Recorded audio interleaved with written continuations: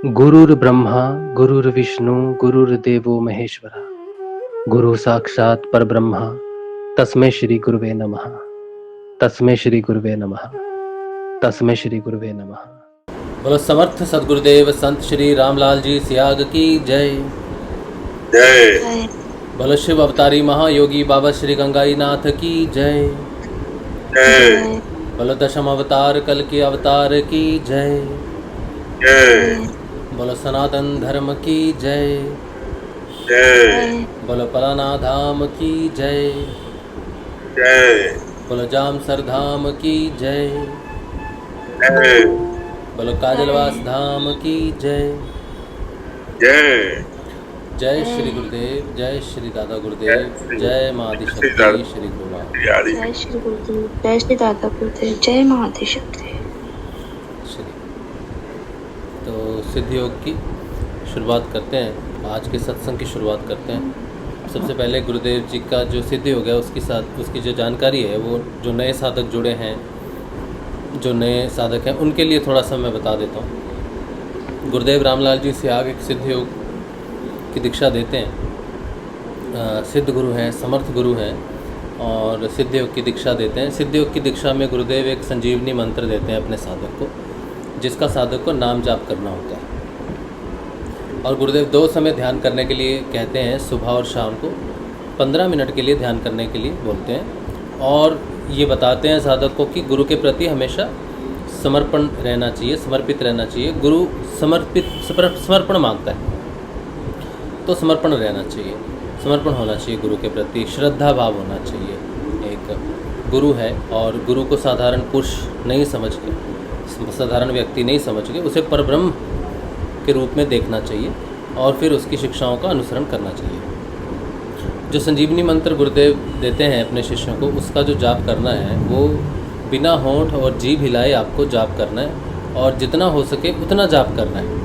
आप संजीवनी मंत्र का जाप सुबह, शाम, रात को, दिन को, दोपहर को, खाते समय, कोई काम करते समय, खाना बनाते समय, घर की सफाई करते समय या जो भी आप ऐसा कुछ काम करते हो जहाँ पर आप मन में जाप कर सकते हैं, आप कर सकते हो। इवन बाथरूम, टॉयलेट, लैटरिन, नहाते समय आप जाप कर सकते हो। और महिलाएं महीने में 300 दिन जाप कर सकती है, उनको विशेष दिन छोड़ने की ज़रूरत नहीं है, 4-5 दिन महीने के। तो इसको जाप आपको करते रहना है।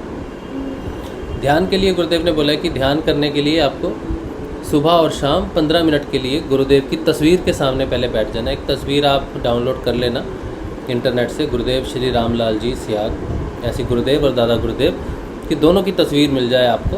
दोनों की तस्वीर डाउनलोड करके फ्रेम करवा लो या फिर लैमिनेट करवा लो, अपने सामने रख लो, छोटी सी चाहे रख लो।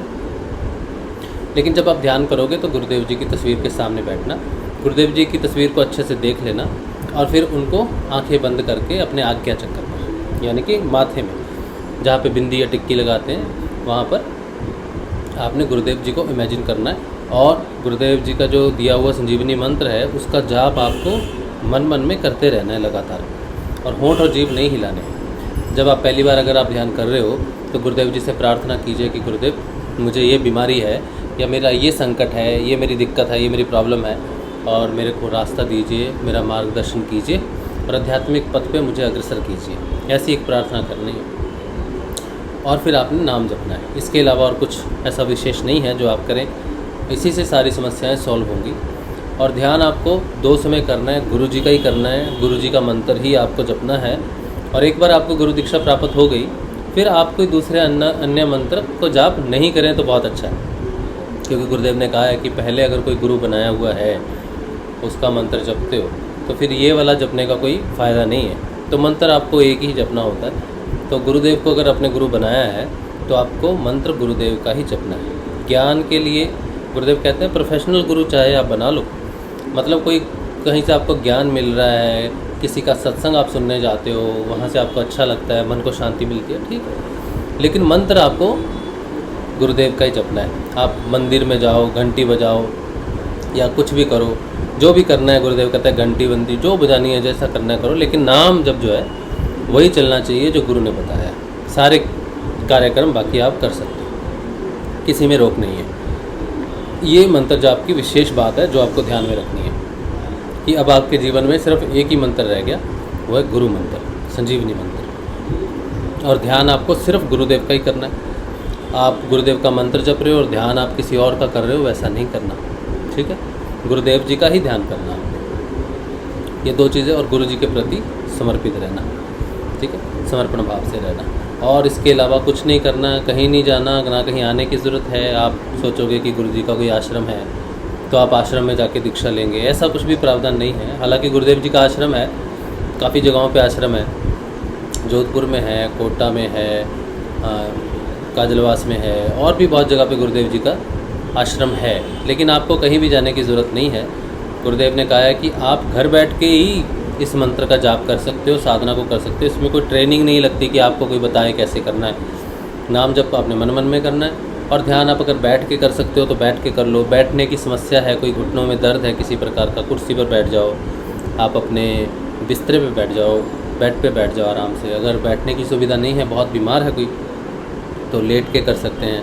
अगर कोई घर का व्यक्ति इतना बीमार है कि वो जाप नहीं कर सकता, तो आप उसके लिए प्रार्थना कीजिए कि गुरुदेव ये हमारे घर के सदस्य हैं, ये बीमार हैं, तो उनके लिए प्रार्थना कीजिए। और अगर कोई कोमा में, जैसे कोई कोमा में चला गया, तो उसके लिए उसके घर वाले जाप कर सकते हैं जब तक वो खुद नहीं जाप करता। तो गुरुदेव से प्रार्थना कीजिए उस चीज़ के लिए कि व्यक्ति जल्दी ठीक हो जाए, और ठीक होते ही वो गुरुदेव को उसकी जानकारी मिलने, गुरुदेव की जानकारी उस व्यक्ति को दे देनी चाहिए आपको, ताकि फिर वो अपना जाप करे, ध्यान करे। लेकिन एक ख़ास बात गुरुदेव ने कही थी कि इसकी जो है वो एंट्री ट्रांसफ़र नहीं होती।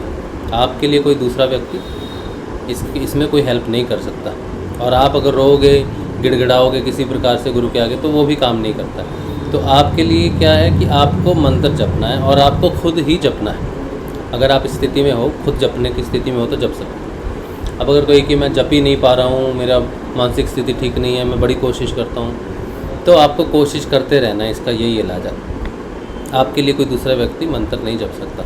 आपको ही अपनी स्थितियों पे, मन पे काबू पाकर उस मंत्र को जितना हो सके उतना जाप करना है, और मंत्र ही आपकी सारी समस्याओं का समाधान करेगा। किसी प्रकार से अगर ध्यान नहीं कर पा रहे या ध्यान के लिए उतना समय नहीं निकल पा रहा, तो फिर उतनी चिंता नहीं करनी है कि मैं शायद ध्यान नहीं कर पा रहा, इसलिए आपको मंत्र आपने जपते रहना है। ध्यान आपका अपने आप लग जाएगा, और गुरुदेव अपने आप वो स्थितियाँ बना देंगे कि आप ध्यान कर सको। तो आपका मुख्य काम क्या है? नाम जप करना। नाम जप से बड़ा कुछ भी नहीं है, और गुरु के प्रति समर्पित रहना है। यही 2-3 चीज़ें हैं जो आपको करनी है। इसके अलावा कुछ भी जो प्रोसेस है, अलग कुछ प्रोसेस होता होगा, तो ऐसा गुरु जी ने कुछ नहीं बताया हमें। बस यहीं पर ही इतना ही कह के बोल दिया कि आपके जीवन के जो योग के जो अष्टांग योग के जो 8 अंग हैं, वो अपने आप सिद्ध होते जाएंगे, नाम जप से होते जाएंगे। अष्टांग योग में 5 अंग, यम, नियम, आसन, प्राणायाम, प्रत्याहार, ये वैचारिक, सामाजिक, व्यावहारिक बदलाव हैं। जो आप नाम जपोगे तो ये अंग अपने आप सिद्ध होते जाएंगे। जब ध्यान करोगे तो आसन वगैरह सिद्ध होते जाएंगे, प्राणायाम वगैरह सिद्ध होते जाएंगे। यम, नियम व्यावहारिक हैं, वो व्यवहार में नाम जप से बदलते रहेंगे। और प्रत्याहार आपका अंतर्मुखी होना, आपकी वृत्तियों का, आपकी जो इंद्रियां हैं, इन पर आपका कंट्रोल होना शुरू हो जाएगा, अंतर्मुखी होने शुरू हो जाएंगी। तो ये सारी चीज़ें व्यवहारिक, औपचारिक और सामाजिक हैं। और जब आप ध्यान के लिए बैठते हो तो वो शारीरिक कसरत करना, वो सब करना, वो प्राणायाम में आ जाएगा, आपका आसन सिद्धि में आ जाएगा। और आसन रिलेटेड है डायरेक्टली आपका, प्रत्याहार से रिलेटेड है, प्राण से रिलेटेड है। मन जो है, मन और आसन का गहरा संबंध है। जैसे जैसे आपका नाम जब से मन स्थिर होता जाएगा, वैसे वैसे आपका आसन भी स्थिर होता जाएगा।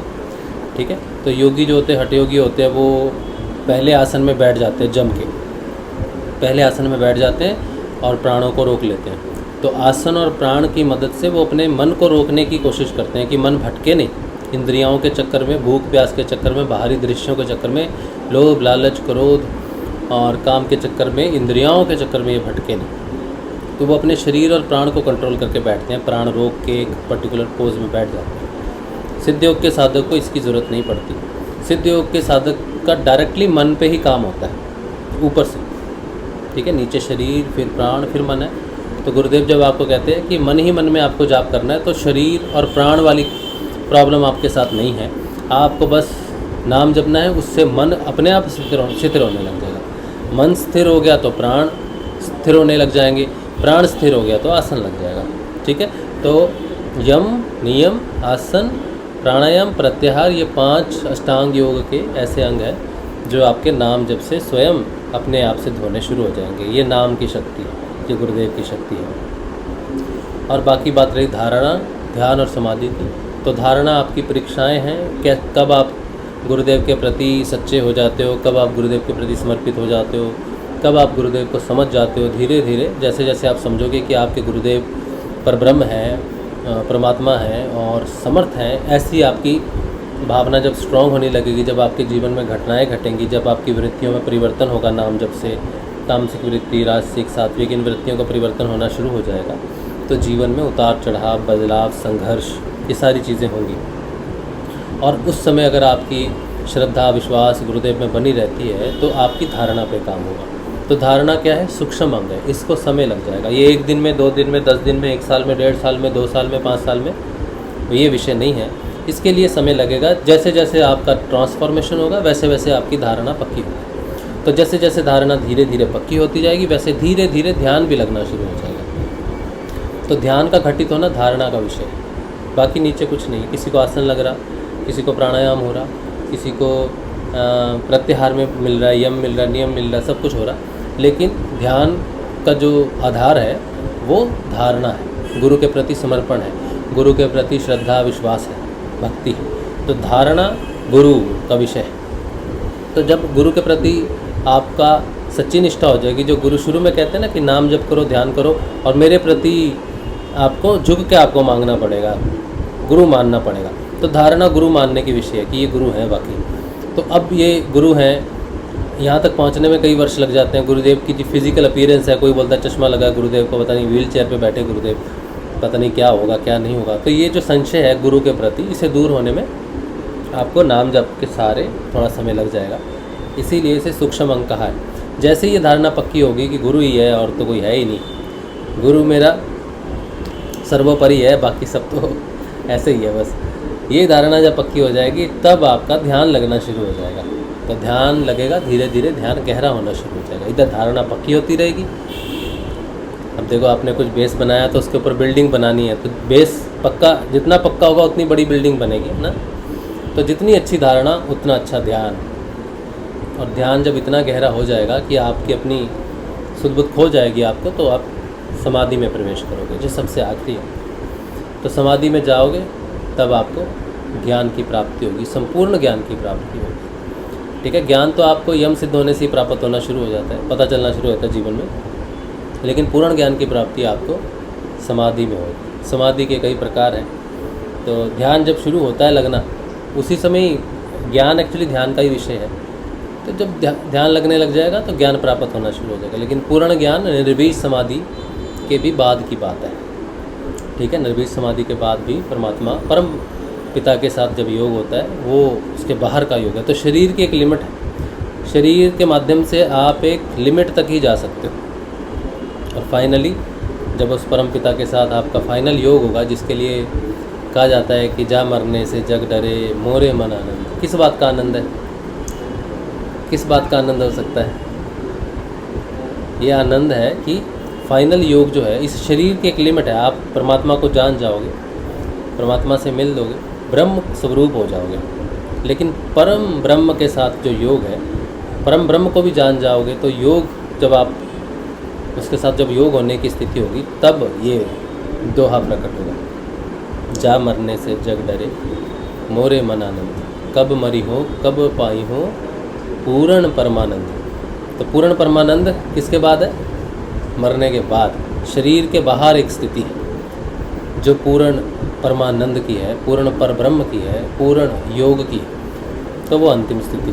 इसीलिए जब किसी को एनलाइटनमेंट मिलता है या किसी को पूर्ण योग प्राप्त हो जाता है, तो फिर वो इस शरीर को छोड़ देता है। आप देखो कितने आए, कितने योगी आए, संत आए, महान आए, लेकिन सदैव शरीर में नहीं रहे, शरीर उन्होंने छोड़ ही दिया, क्योंकि वो पूर्ण परब्रह्म की स्थिति में उनको ज़्यादा आनंद है, वो स्थिति ज़्यादा आनंद है। लेकिन जन भलाई के लिए, लोक भलाई के लिए अवतार लेते हैं, रहते हैं, शिक्षा देते हैं, अपने जीवन से हमारी प्रेरणा, हमारे जीवन को प्रेरणा देते हैं और फिर आगे बढ़ते हैं। ऐसे कई ऋषि मुनि हुए हैं, राजा महाराजा हुए हैं। उनमें से एक है जो हमें ऐसी प्रेरणा देते हैं जो बड़ी उत्तम प्रेरणा है। गुरुदेव अक्सर उनकी उदाहरण देते थे। जब वो समर्पण की बात करते थे तब राजा जनक की बात करते थे। किसी ने गुरुदेव से पूछा होगा कि कितना समय लगेगा सिद्ध योग में, तब गुरुदेव ने कहा कि भाई समय तो बस इतना ही है कि आप रेडी हो तो मैं रेडी हूँ, आप रेडी नहीं तो फिर रेडी हो जाओ। तो वो राजा जनक की उदाहरण देते हैं कि राजा जनक की शर्त थी, राजा जनक ने शर्त रखी थी कि मुझे ऐसा गुरु चाहिए जो मुझे ज्ञान इतनी देर में दे दे कि मैं घोड़े की एक रकाब में पैर रखूं और दूसरे में मैं रखूं, इससे पहले मुझे वो ज्ञान दे दे। ये उनकी शर्त थी। तो इस पे मैं थोड़ी सी आज बात करूँगा। ये जो चर्चा है इसको पहले तो हमने इतना विस्तृत नहीं किया है, इसका मुख्य जो आधार है वो नहीं जाना, आज उस पर बात करूँगा। समर्पण की जो बात है, नाम जाप आप कर लेते हो, ध्यान में भी आप बैठ जाते हो, फिर भी कई बार ऐसा लगता है कि मेरे में बदलाव नहीं आ रहा, या फिर समर्पण की कहाँ कमी है, क्या करूँ, गुरुदेव का नाम जाप ज़्यादा करूँ, गुरुदेव जी का प्रचार ज़्यादा करूँ, और क्या करूँ, गुरुदेव जी के प्रचार के लिए धन लगाऊँ, ये सब लगाऊँ। तो एक छोटी सी बात है, जब जो राजा जनक से हमें सीखने में मिलती है वो ये है कि राजा जनक ने जब सबको बुला लिया कि मुझे इस तरह ज्ञान की आवश्यकता है तो सबको इकट्ठा करो, तो सारे जितने भी उस समय ज्ञानी ध्यानी योगी संत जितने भी थे वो सारे आ गए। उनमें अष्टावक्र भी आए। तो राजा ने एक शर्त रखी थी कि भाई ऐसे है, रकाब वाली बात है कि एक में रख लिया, दूसरे में रखने से पहले मुझे मिलना चाहिए आपसे। अगर आप ऐसा नहीं कर पाए तो आपको दंड मिलेगा। तो आप उनके सामने एक वेदी चांदी का एक जो होता है सिंहासन होता है वो रख दिया था। बोला जो ऐसा व्यक्ति है मुझे ज्ञान इतनी जल्दी दे सके वो इस सिंहासन पे बैठ जाए, या इस जगह पे बैठ जाए जो चांदी की बनाई हुई है, वरना ना बैठे। अगर बैठ गए और मुझे ना मिला तो फिर दंड मिलेगा। फिर अब कोई बैठ नहीं रहा, अष्टावक्र आए और अष्टावक्र उस पर बैठे। तो सबने देखा, सब हंस पड़े उन पर कि ये टेढ़ा मेढ़ा सा व्यक्ति है, ये बैठ गया है, ये कोई मजाक चल रहा है, या ब्राह्मण बड़ा गरीब सा लग रहा है बेचारा, इस कोशिश में कि धन मिलेगा इसलिए बैठ गया, लेकिन इसे मृत्यु का भय नहीं है। तो सब हंस पड़े।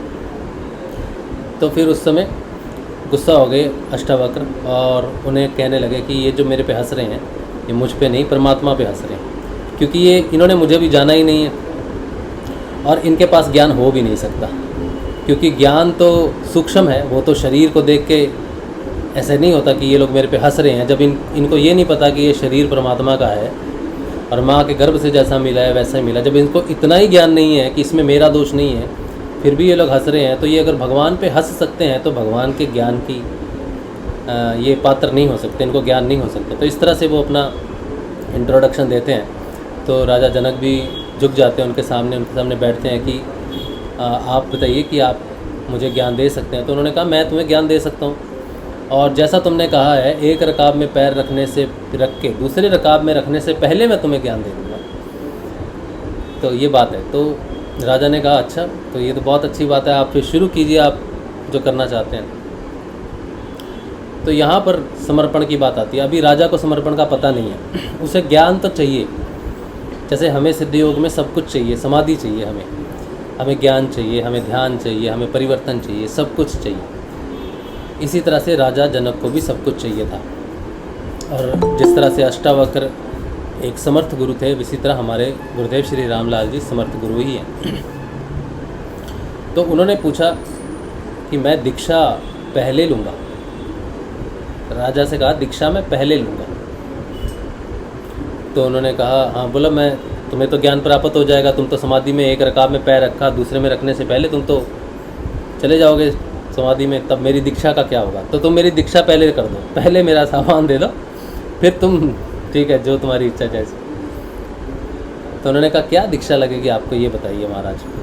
तो बोला मुझे 3 चीज़ों में से कोई एक चीज़ चाहिए, या तो आप मुझे अपना शरीर दे दो तन, या फिर आप मुझे अपना धन में से कुछ दे दो, या फिर मैं आपके मन से, तन मन और धन, इन तीनों में से एक वस्तु का दान आपको मुझे करना पड़ेगा दीक्षा, अपनी गुरु दीक्षा में इन तीनों में से एक चीज़ आपको देनी पड़ेगी। चयन आपका है, चयन आपका है। तो राजा बड़े कंफ्यूज हो गए उस समय। जनक के बोले ये कैसे, क्या करूं मैं, क्या दूं क्या नहीं दूं, इस पे तो मैं एकाधिकार मेरा नहीं है, तो मैं पूछ लेता हूँ जाकर, अपने राजमहल में जाता हूँ, पूछ लेता हूँ कि रानी से पूछ लेता हूँ। तो उन्होंने कहा कि क्या करूँ, ऐसी समस्या है मेरे सामने कि ऐसा देना है। तो वहाँ पे जो विचार विमर्श बना कि तन दे दोगे तो बीमारी ग्रस्त हो सकते हो, धन दे दोगे तो दरिद्रता आ जाएगी, मन ही है एक, आप अपना मन दे दो जाके, राजा जनक से कहा उनकी पत्नी ने। राजा जनक वापस आए तो उन्होंने कहा महाराज मैंने डिसाइड कर लिया है, मैं अपना मन आपको दे दूँगा, आप मेरा मन ले लीजिए और मुझे अपना शिष्य लीजिए और दीजिए मुझे दीक्षा। तो उन्होंने बोला ठीक है राजा, अब एक काम कर रहे, एक रकाब में पैर रख। तो जैसे ही उन्होंने एक रकाब में पैर रखा और दूसरे में रखने जा रहे थे तो अष्टावक्र ने कहा कि राजा मेरी इच्छा है कि आप दूसरी रकाब में पैर न रखो। तो राजा जनक को उस समय ज्ञान हो गया। उनको ज्ञान इस बात का हुआ कि जीवन में जो भी घटनाएं घटती हैं, जो आसक्तियां होती हैं हमारी, या जो इच्छाएं हमारी होती हैं, वो हमारे मन के अधीन होती हैं। और मेरा मन अष्टावक्र के पास है, अब उनका मन कर रहा है, मतलब मेरे मन में ही है ये सारी चीज़ें, तो मैं दूसरे रकाब पे पैर कैसे रख सकता हूँ। ये बात जो, ये छोटी सी बात है, वैसे तो उनके आगे तो बहुत बड़ा उनका वार्तालाप चलता है जिसमें राजा को, लेकिन राजा की पहले एक स्थिति में आना राजा को ज़रूरत थी। एक राजा को वहाँ पर, जो गुरुदेव कहते हैं ना कि आपका अगर बाटा सीधा होगा, आपका अगर पात्र सीधा होगा ना, तो मैं उसमें डाल पाऊँगा। तो ये सिर्फ पात्र सीधा हुआ है राजा का। तो हमारा मन जो है ये गुरु के प्रति समर्पित होना चाहिए। गुरु की जो बातें हैं उसको अनुसरण करना, उनको समझना और गुरु को हायर लेवल पर रख के ही उनका अनुसरण करना कि जो ये कहेंगे, जैसा ये कहेंगे मैं वैसा ही करूँगा। गुरु धारण कर लिया उसके लिए नहीं है। तो जनक के पास तो बहुत सारे आए, किसी को भी बना लेता गुरु, लेकिन गुरु वो जो आपके मन पे, प्राण पे, शरीर पे, सब चीज़ों पे उसका अधिकार हो जाए, क्योंकि वो सर्वोपरि है, वो उच्चतम है। तो उसने वो चीज़ ले ली राजा से जिसके माध्यम से उसको वो ज्ञान करा सके। कुछ भी नहीं कहा, सिर्फ मन है क्या और इच्छाएं क्या हैं उसका आभास करवा दिया राजा को। अब वो जब तक ना कहे तू नीचे रख पैर या ऊपर रख पैर या खड़ा रहे या कुछ भी रहे, अब वो अधीन है। तो ये छोटी सी चीज़ है, इसमें फिर कभी डिटेल में कभी बात करेंगे, लेकिन आज इतना ही समझना ज़रूरी है कि हमारा जो मन है, जब गुरुदेव आपको संजीवनी मंत्र देते हैं ना, तो क्या करते हैं, तुम इस मंत्र को जपो, मुंह, होंठ और जीभ हिलाए बिना जपना है। तो गुरु जी का अगर आप आदेश देखो ना, तो आपको अष्टावक्र दिखेंगे वहाँ पर, और आप सब राजा जनक ही दिखोगे। अब बात बनता कौन है राजा जनक? वो मन आपने गुरुदेव को देना है, मतलब वो मन में आपने गुरुदेव का मंत्र को बिठाना है। मन कहता है कि मैंने जाप नहीं करना, मेरे से जाप नहीं होता, या मेरी इच्छा नहीं होती, वो सारा मन का है।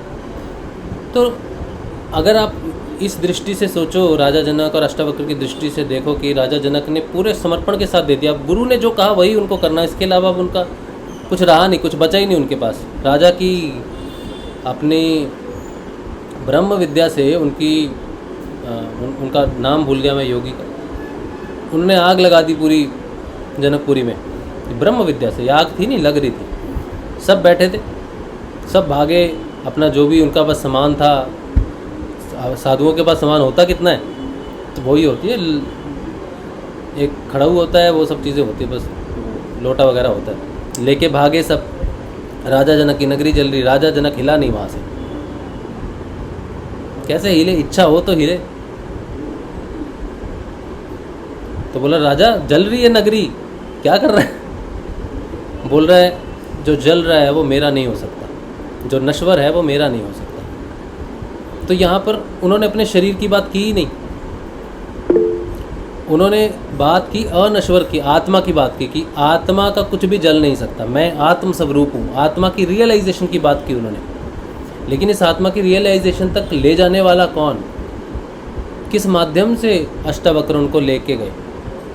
गुरुदेव हमें जिस माध्यम से लेके जा रहे हैं, नाम जप के माध्यम से, मन के माध्यम से ले रहे हैं। अभी हमने बात की शुरू में की, आपका मन कंट्रोल में हो गया तो प्राण कंट्रोल में, प्राण कंट्रोल तो शरीर कंट्रोल में, तो वो आपको आसन लगना शुरू हो जाएगा। तो रास्ता वही है बिल्कुल, लेकिन सरेंडर की प्रॉब्लम है। उसने तो दे दिया दान, उसी समय उसने कहा दान देगा, हाँ दूंगा, दे दिया, तो उसने मान भी लिया कि अब दान दे दिया मैंने, लेकिन हम नहीं मान रहे।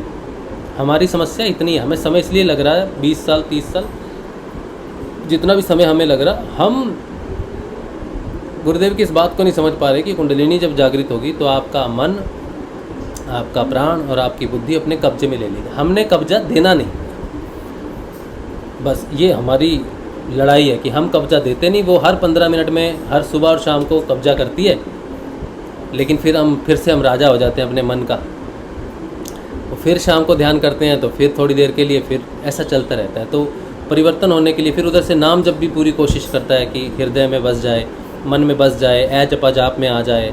ए जपा जाप मतलब जीवन भर के लिए उस मन को अपने कंट्रोल में ले लिया उस मंत्र ने, क्योंकि मन का ही ट्रांसफॉर्मेशन है पूरा देखा जाए तो। आप बिना मन के कुछ भी नहीं हो। दो व्यक्ति बैठे हैं सीधे, एक व्यक्ति के मन में नाचने की इच्छा है, एक के मन में नहीं है, तो एक नाच कर रहा है और एक शांत बैठा है। एक के मन में खाने का इच्छा है, एक के मन में नहीं है, तो एक खाना खा रहा है, एक बैठा है।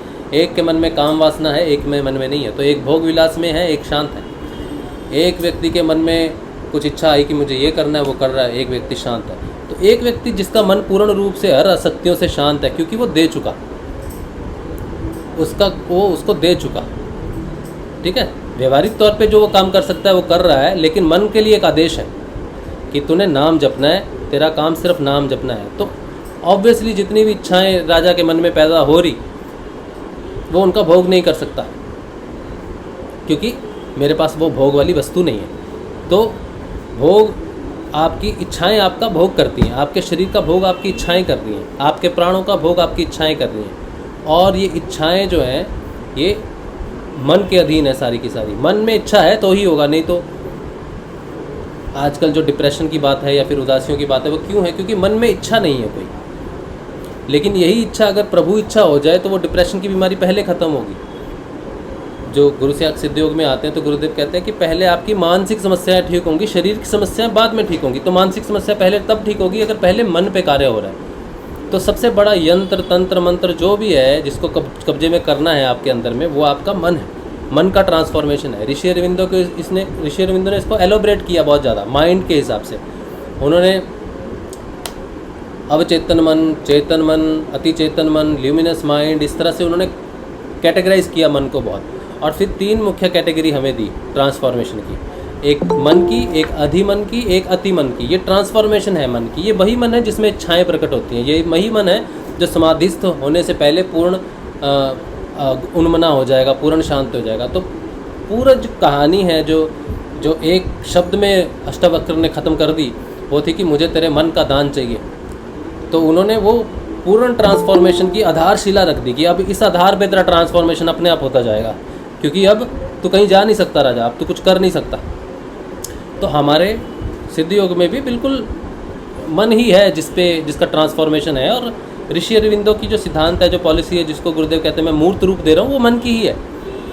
इस मन के आधार पर जितना वैज्ञानिक कर सकते थे कर लिया, जितनी तरक्की इस मनुष्य शरीर की हो सकती कर ली। मन अपनी उच्चतम स्थिति में पहुँच चुका है, इसके आगे इसकी सीमा है नहीं, ये पूरा हो चुका। अब इसके बाद इसका ट्रांसफॉर्मेशन हो जाएगा और वही एकमात्र तरीका है। लेकिन ट्रांसफॉर्मेशन तब होगा जब इसके अंदर की जो चीज़ें हैं, वस्तुएं, इनको बाहर निकाला जाए। मैंने अपने घर को रंग करना है, रोगन करना है, अच्छे से संवारना है, तो मेरे को अपने घर की सारी वस्तुएं बाहर निकालनी पड़ेंगी ताकि वो खाली हो जाए, उसका ट्रांसफॉर्मेशन हो सके। तो मन बिल्कुल वैसा ही है। इस मन को खाली करना ही साधना है। साधना का विषय से भरना नहीं है, बल्कि इसको खाली करना है। तो साधना जब आप करोगे तो चीज़ें खाली होंगी, आपकी आसक्तियाँ छूटेंगी, झगड़ा करेंगी। जो आसक्तियाँ हैं, जैसे ये गुण है, ये गुणों का परिवर्तन है। तो मेरे घर में 3 तरह के बर्तन हैं, 3 तरह के सामान हैं। एक तामसिक गुणात्मक है, एक राजसिक गुणात्मक है, एक और सात्विक गुणात्मक है। और मुझे तीनों बाहर करनी है। तो तामसिक तो जड़ होके बैठा है, उसको निकालने में समय लगेगा मुझे। फिर राजसिक अपनी इच्छा से बैठा, उसको निकालना पड़ेगा। फिर सात्विक की तो मेरी इच्छा ही नहीं होगी, क्या निकालना ज़रूरी है कि रहने देते हैं ना, ये रहने दीजिए, बाकी सब जगह पेंट कर दीजिए, ये दीवार छोड़ दीजिए, इस पर मैंने वॉलपेपर लगाया था, 15 लाख का वॉलपेपर है, इसको छोड़ दीजिए, ये रूम छोड़ दीजिए, बाकी पेंट कर दीजिए। तो वो कहेगा भाई पेंट करवाना तो सबको करवाइए, फिर नहीं तो कल को प्रॉब्लम होगी तो फिर वो सीलिंग आ जाएगी, तो ये 15 लाख का पेंट तो जाएगी, आपका दूसरा भी चला जाएगा। तो वो फंसी हुई है वहाँ पे, अच्छा लग रहा है बहुत, उसको नहीं निकालना है। तो सात्विक वृत्ति को निकालना भी नहीं चाहता मनुष्य, लेकिन निकालनी पड़ेगी। तो वो उसको निकालेंगे, पूरा खाली हो जाएगा, उसको कहेंगे उन्मनापन। यहाँ पर ट्रांसफॉर्मेशन शुरू होगी मन से अतिमन की। अब इसमें एक चीज़ और बहुत मुख्य चीज़ है, राजा जनक जहाँ पे फंसे हुए थे, वो जानते नहीं थे कि इसके आगे वो जनक जा नहीं सकते, इसके आगे जनक सारे रास्ते ख़त्म हो जाते हैं। आगे का रास्ता जनक हो या फिर कोई विशेष व्यक्ति हो, कोई भी हो, वो नहीं जा सकता। इसकी जानकारी राजा को नहीं।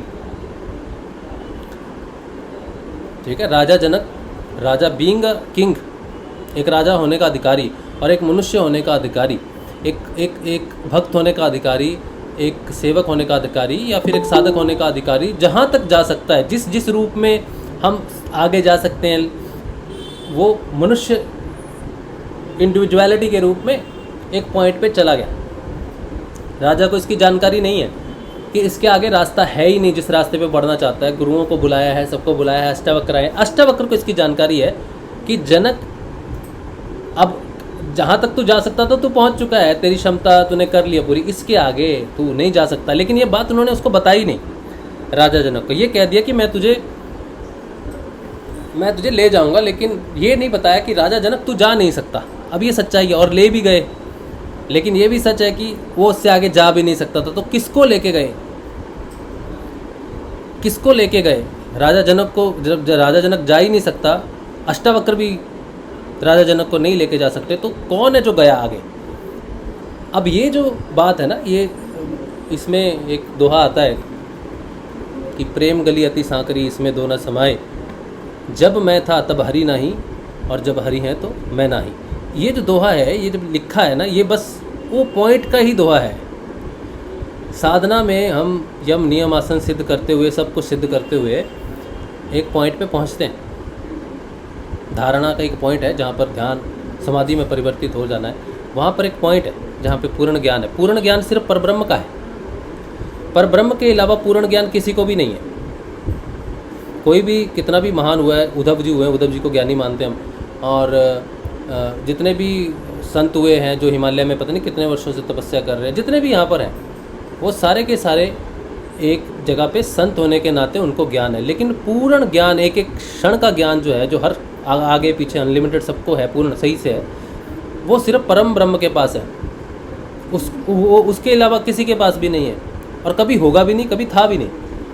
गुरुजी की एक बार एक बात सुन रहा था मैं, उन्होंने कहा था कि एग्जैक्टली टाइमिंग जो होती है ना, इतने समय, इतने सेकंड पे, इतने समय पे घटेगा, एग्जैक्टली जो होती है वो परम ब्रह्म के पास होती है। वो शरीर में रह के नहीं हो सकती किसी को, वो सिर्फ उसी के पास ही रहती है। हम आसपास पहुंच सकते हैं लेकिन एग्जैक्टली नहीं पहुंच सकते, वो डिफरेंस रहता है। राजा जनक जब उस जगह तक पहुंच गया, अपने सारे, बहुत ज्ञानी था राजा जनक, कोई साधारण व्यक्ति नहीं था राजा जनक, बहुत बहुत बहुत बड़ा ज्ञानी था। जब वो वहाँ पे पहुँचा तो अष्टावक्र जानते थे कि राजा तो जा नहीं सकता, राजा का ट्रांसफॉर्मेशन जा सकता है। राजा अगर मुझ में ट्रांसफॉर्म हो जाए, क्योंकि अष्टावक्र होने के नाते नहीं उसको पार किया, गुरु होने के नाते किया। तो अष्टावक्र जब मनुष्य है तो इधर ही, लेकिन जैसे ही वो गुरु बने तो आगे का रास्ता गुरु है, गुरु में है बस, गुरु के अलावा उस रास्ते में कोई भी नहीं है। तो साधक एक जगह तक जा सकता है तपस्या करके, उसके आगे उसका ट्रांसफॉर्मेशन गुरु में होना ज़रूरी है, क्योंकि आगे सिर्फ गुरु है और कोई नहीं है। तो राजा जनक रुका हुआ है, उसको पूर्ण ज्ञान प्राप्त नहीं हो रहा, क्योंकि पूर्ण ज्ञान तो गुरु का है, परब्रह्म का है, तो उसका ट्रांसफॉर्मेशन होना ज़रूरी है। इसी बात को ऋषि अरविंदो ने माइंड से सुपर माइंड, अतिमन के ट्रांसफॉर्मेशन की बात की है। वो साथ में ये भी कहते हैं कि अतिमन जो है, ये अतिमन कृष्ण नहीं है, हिंदी में कहते हैं ना अति मानसिक देव, वो अधिमानसिक देव के रूप में कृष्ण की चेतना को फिजिकल बॉडी में नीचे उतारा। अधिमानसिक, अधिमानसिक नीचे उतारा। अधिमानसिक क्या करता है? मानसिक लोगों को अतिमानसिक के लिए तैयार करता है। ठीक है, तो हम जैसे लोग मानसिक हैं, तो अधिमानसिक ऊपर है, तो वो हमको तैयार करता है कि हम अतिमानसिक हो जाएं। लेकिन हम अतिमानसिक हो गए, अधिमानसिक से ऊपर की स्थिति अतिमानसिक हो गए, लेकिन अतिमानसिक कृष्ण नहीं है, बल्कि कृष्ण के योग के लिए जिस मन की ज़रूरत है, उस कृष्ण से योग करने के लिए जिस मन की ज़रूरत है वो अतिमन है। तो अतिमन का योग होता है, मानसिक का योग नहीं, अतिमानसिक का योग है। लेकिन मानसिक से अतिमानसिक का ट्रांसफॉर्मेशन अधिमानसिक देव करेगा। ये अधिमानसिक देव पहली बार नीचे आया, इससे पहले नीचे आया नहीं। वो अधिमानसिक देव हमारे गुरुदेव श्री रामलाल जी से आ गया। वो एक अलग थ्योरी है, गुरुदेव की नीचे आने की अलग थ्योरी है। गुरुदेव कहते हैं मैं डिसेंडेंट हूँ, तो कृष्ण डिसेंड किए नीचे, हमें टच कर सके। अधिमानसिक अतिमानसिक को टच, मानसिक को टच कर सकता है। अतिमानसिक मानसिक अतिमानसिक में डायरेक्ट रूपांतरण नहीं हो सकता, खाई है बीच में।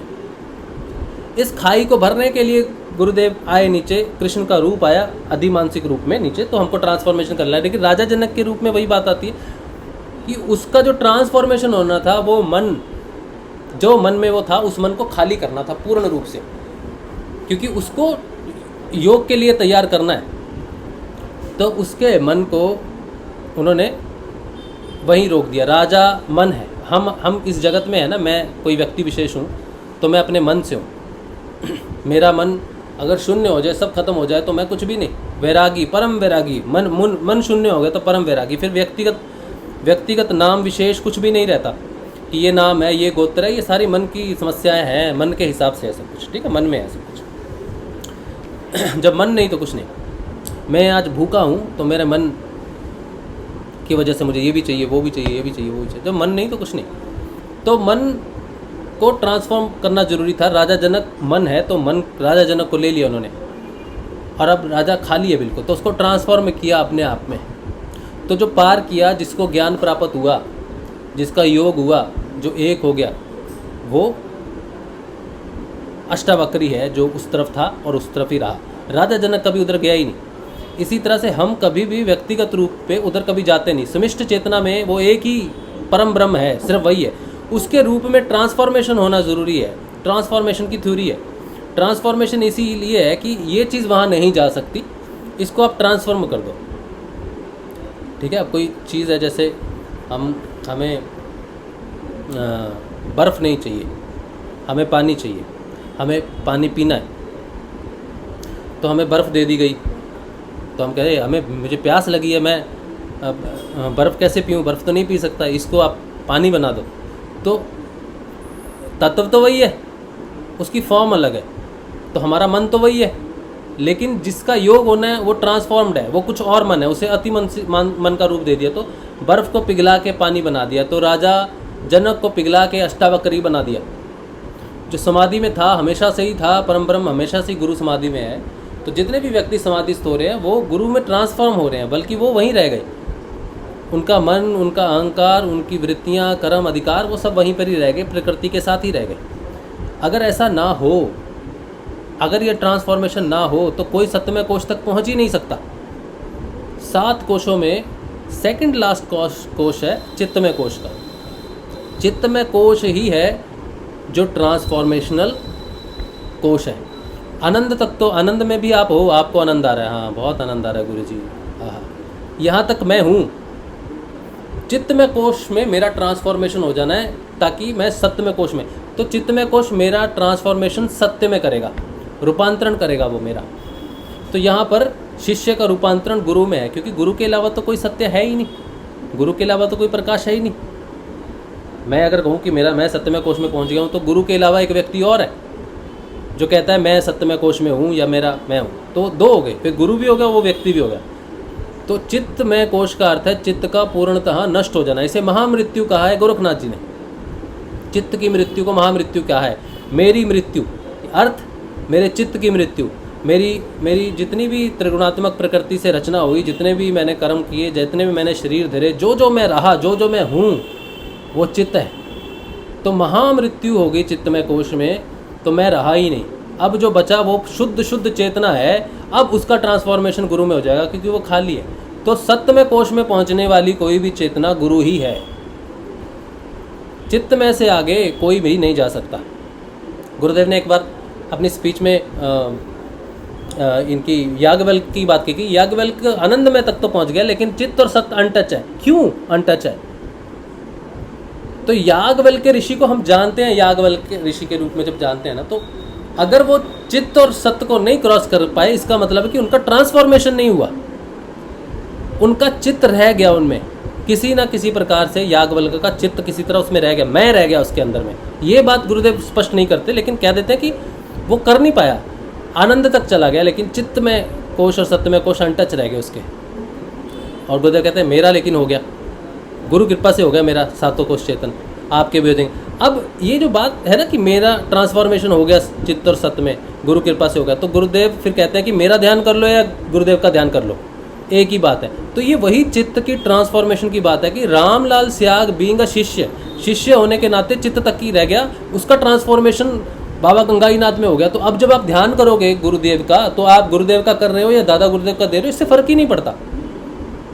और फिर आप गुरुदेव का ध्यान करोगे, आपको कृष्ण दिखेंगे, आपको भोलेनाथ दिखेंगे, आपको कोई भी दिखे, क्योंकि जिसका आप ध्यान कर रहे हो वो तो ट्रांसफॉर्म हो चुका है, उसके अंदर तो वो इनलाइट आ चुकी है। तो मैं जब अपने गुरु का ध्यान कर रहा हूँ, इन एक्चुअल मैं किसका ध्यान कर रहा हूँ? मैं सत्य का ध्यान कर रहा हूँ, सत्य में कोश का ध्यान कर रहा हूँ। मैं अपने ट्रांसफॉर्मेशन को सिद्ध करने की कोशिश कर रहा हूँ, मैं अपने आप की महामृत्यु की तरफ बढ़ रहा हूँ, मैं अपने चित्त को मृत कर रहा हूँ ताकि मैं अपने गुरु में परिवर्तित हो जाऊँ, और मेरा गुरु ही एकमात्र सत्य पर ब्रह्म है। तो मेरा ट्रांसफॉर्मेशन जब मेरे गुरु में हो रहा है तो एकमात्र सत्य में ट्रांसफॉर्मेशन हो रहा है। तो जब सत्य में ट्रांसफॉर्मेशन होगा तो सत्य घटित होना बहुत जरूरी है, सत्य की पहचान होनी बड़ी ज़रूरी है, सत्य की धारणा होनी बड़ी ज़रूरी है। सत्य इतना ज़्यादा सूक्ष्म है कि वो कहीं भी नहीं छुप सकता हमारे अंदर। हम जरा सी भी चीटिंग करेंगे तो वो पकड़ में आ जाएगी, क्योंकि वो पूर्ण शुद्ध चेतना जानती है कि सत्य क्या है। हम किसी को धोखा दे सकते हैं, स्वयं को कभी नहीं दे सकते। ये चित्त है, चित्त ही गड़बड़ करता है सारी की सारी। तो कोई भी व्यक्ति, कोई भी इंडिविजुअलिटी, वो कभी भी सत्यमय कोश में नहीं जा सकता। कोई भी नहीं गया आज तक सत्यमय कोश में, वो चित्तमय कोश में उसका अंत हो गया, और जो बची वो शुद्ध चेतना वही जाती है वहाँ पर, और वो स्वयं पर ब्रह्म है। उसी का अंश निम्नतम स्तर में हमारे अंदर आत्म रूप में रहता है, जिसे हम जीवात्मा कहते हैं। तत्व अलग हो गए, जीवात्मा अलग तत्व हो गया। इसीलिए परमात्मा के डायरेक्ट दर्शन भी नहीं होते। जीवात्मा अलग, परमात्मा अलग, ब्रह्म अलग और पर ब्रह्म, ये चार तत्व हैं। ये ट्रांसफॉर्मेशन होके जाएंगे। बर्फ अलग, पानी अलग और वाष्प अलग, ये तीनों अलग है, अलग पदार्थ अलग स्थितियों में है। ठीक है, तो इसी तरह से आत्मा, परमात्मा, ब्रह्म और पर ब्रह्म, ये पांच एक ही प्रकार की चीज़ों के अलग अलग तत्व हैं। इनको डायरेक्ट रियलाइजेशन नहीं कर सकते आप, यहाँ से वहाँ डायरेक्ट नहीं जा सकते। आपको आत्मा, जीवात्मा को परमात्मा की रियलाइजेशन, परमात्मा को ब्रह्म की रियलाइजेशन, और फिर ब्रह्म के बाद कब मरी हो कब पाई हो पूर्ण अरमानंद, पर ब्रह्म के लिए फिर ट्रांसफॉर्मेशन अलग पूरा।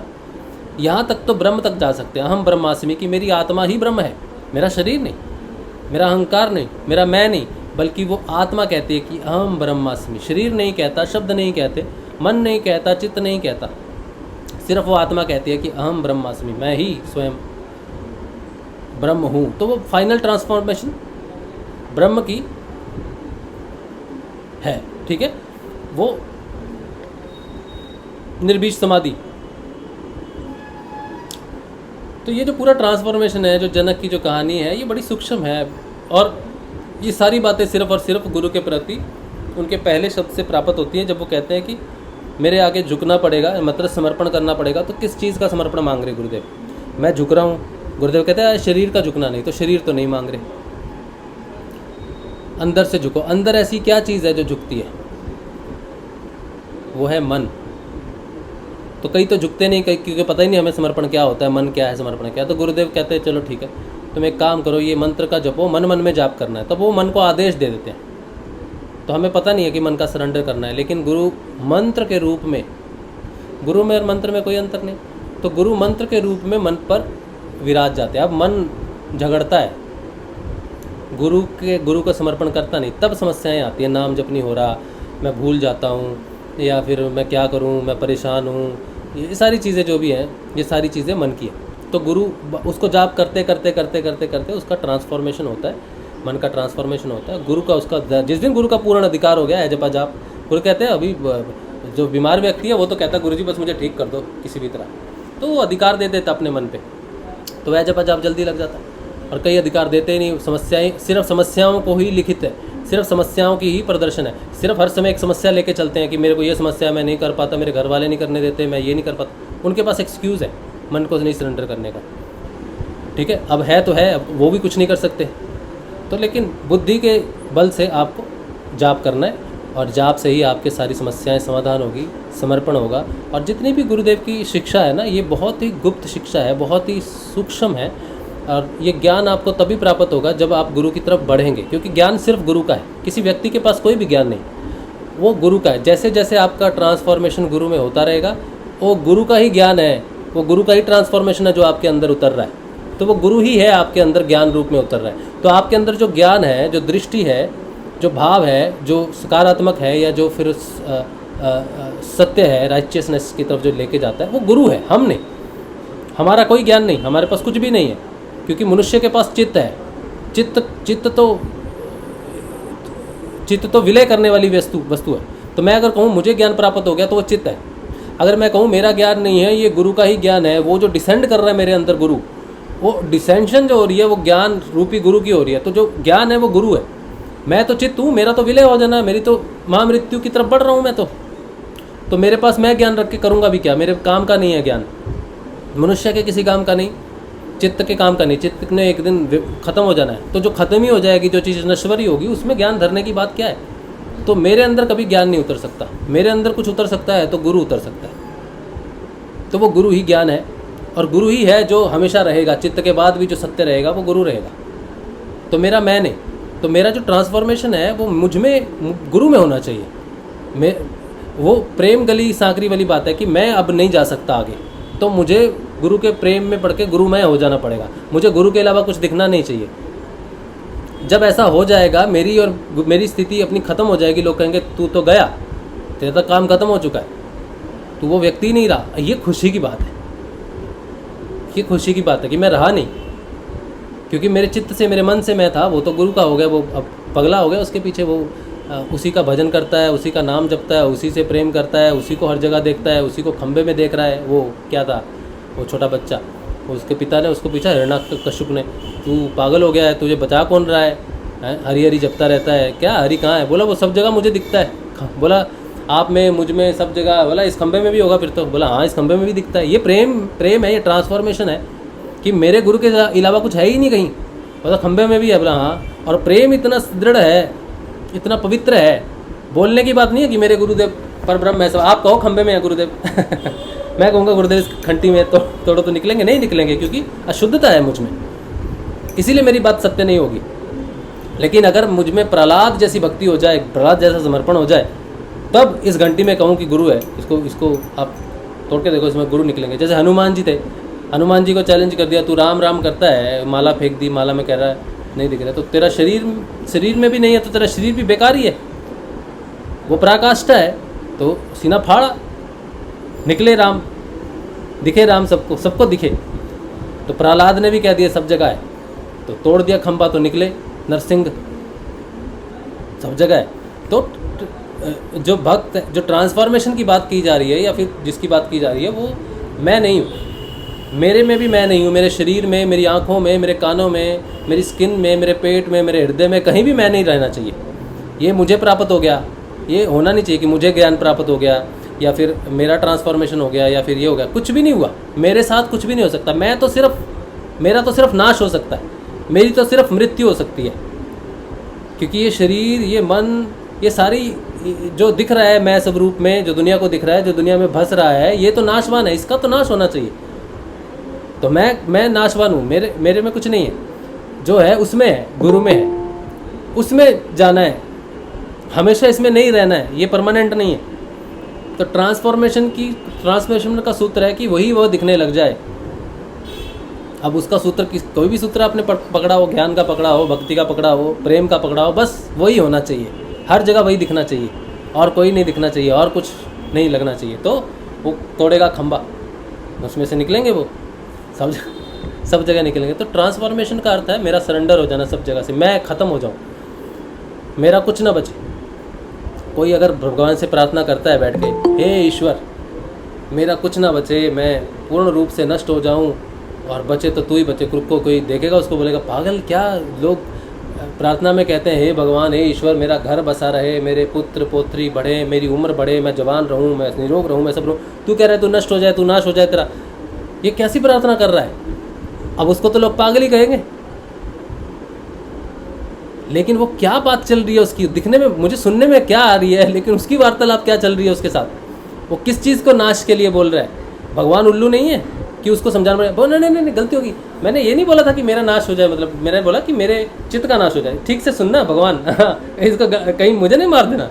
तो उसको समझाने की ज़रूरत नहीं कि तुम क्या बोल रहे हो, ये तुम्हारे अंदर का डर है कि तुम उसे समझाने की कोशिश करते हो, उसे क्लियर करने की कोशिश करते हो कि एग्जैक्टली ऐसा नहीं है, मैं थोड़ा करेक्शन कर देता हूँ कि नहीं मैं नहीं, ये ऐसा है, करेक्शन करते हैं। क्योंकि ईश्वर बेवकूफ़ है, उसको समझाना पड़ता है। और दूसरा आदमी सोचता है कि ये क्या बोल रहा है, मेरा नाश हो जाए, सब हो जाए, ये क्या मांग रहा है, पागल है, कोई ऐसा मांगता है अपने घर बार का नाश हो जाए, ये हो जाए, सब हो जाए। कोई नहीं मांगेगा। क्यों मांगेगा? क्योंकि उसे लगता है कि वो जो मांग रहा है वही सबको समझ आ रहा है। भगवान को एक ही भाषा आती है समझ में, सेंटेंस। बेटा भगवान ऊपर से, बेटा सेंटेंस टू सेंटेंस बोला, जरा दिक्कत है समझने में, थोड़ा लोचा है मेरा ऊपर, तू ये ऐसा बोलेगा ना तो वही मिलेगा, गलती से बोल दिया तो अपन समझ नहीं पाएगा उसको, तो तू ठीक करके बोलना। तो हाँ ठीक है, अच्छा भगवान लिस्ट लेनी है, 500 ग्राम इलायची, 200 ग्राम लौंग, खीर बनानी है, समझो ठीक से। तो भगवान को समझाने की ज़रूरत नहीं है, भगवान आपके शब्दों के मोहताज नहीं है, भगवान आपके भाव के मोहताज है। तो मैं अगर समर्पण करता हूँ कि हे ईश्वर नाश हो जाए, तो वो नाश हो जाएगा। किसका नाश होगा? वो चित्त का नाश होगा, वो ट्रांसफॉर्मेशन है। लेकिन आपके अंदर वो भाव होना चाहिए।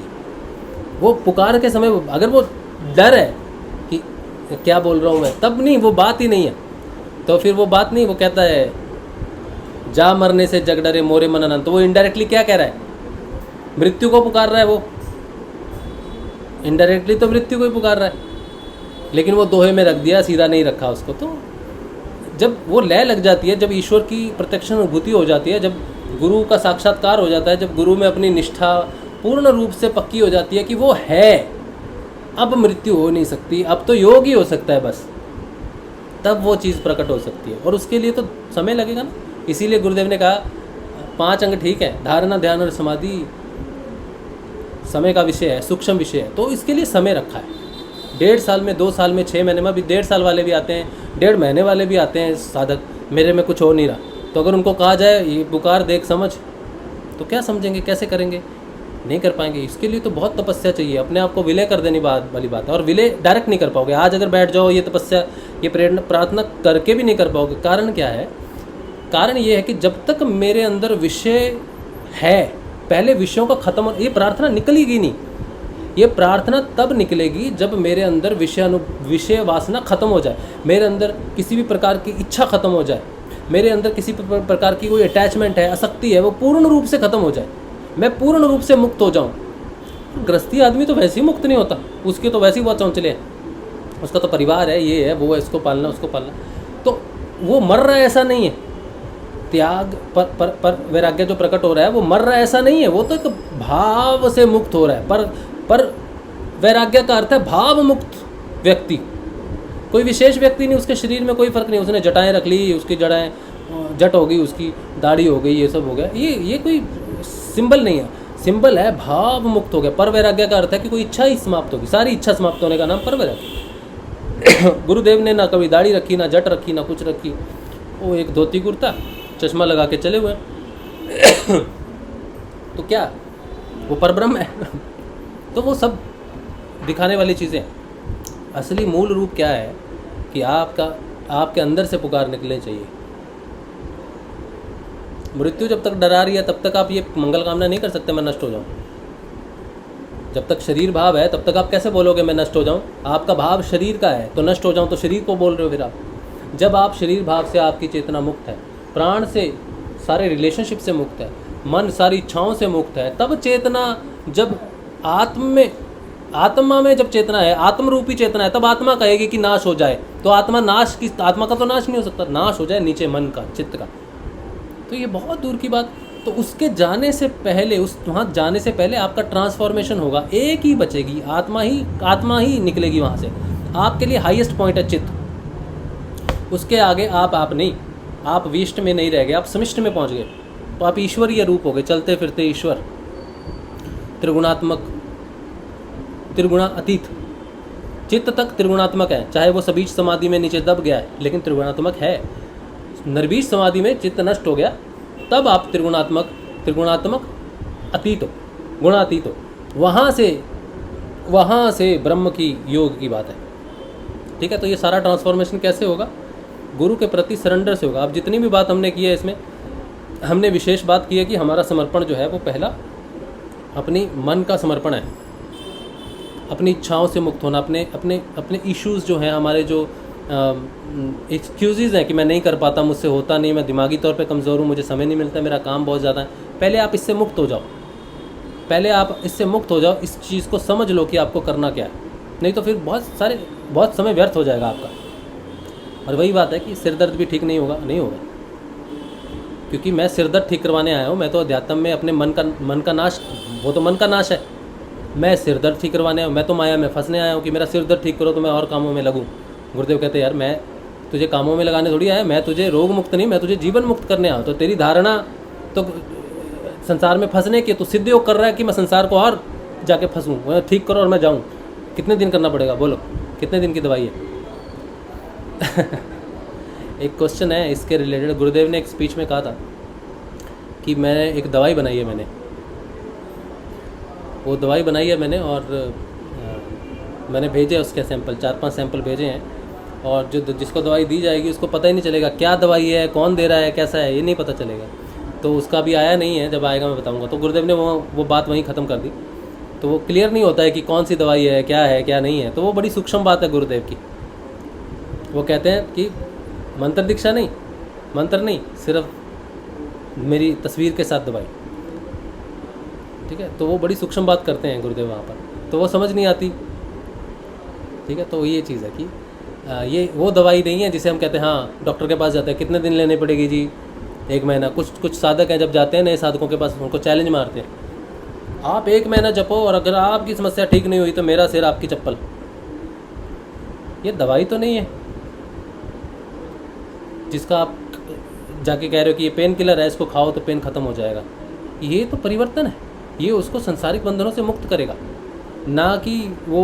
हाँ, गुरुदेव कहते हैं चैलेंज करके बैठो, क्योंकि आपको सिर्फ गुरु की शक्ति पता चलेगी। और गुरुदेव बाद में कहते हैं अगर आपने छोड़ दिया तो वो रीसर्फेस हो जाएगी प्रॉब्लम, क्योंकि मैं प्रॉब्लम तो आपकी थोड़ी देर के लिए रोकता हूँ ताकि आप कॉन्सेंट्रेट कर सको, नाम जप कर सको, रियलाइज़ कर सको कि आप अध्यात्म क्या है, मोक्ष क्या है, मुक्ति क्या है, ईश्वर क्या है, चेतना क्या है, आप आत्मा क्या है, ये रियलाइज़ कर सको। वो समस्याओं को मैं रोक लूँगा, आप रियलाइज़ करो, और रियलाइज़ कर करके जहाँ पहुँच जाओगे अपनी समस्याओं से स्वयं मुक्त हो जाओगे। तो तब तक गुरु है, आपकी सहायता के लिए, आपकी बीमारियों को रोकने के लिए। लेकिन अगर गुरु को ही छोड़ के चले गए तो वो समस्याएं रिसर्फेस हो जाएंगी। तो चैलेंज वाली बात नहीं है, ये कोई दवाई नहीं है, it's not a medicine, it's a permanent cure and it will dissolve you into the solution, ठीक है। It's a solvent and you are a solute. आप सल्यूट आपस में डिजॉल्व हो जाओगे, वही वो रह जाएगा, आप नहीं रहोगे। चीनी का घोल, पानी जो है उसमें चीनी घोल दी, चीनी दिखती नहीं, वो उसमें मिश्रित हो गई।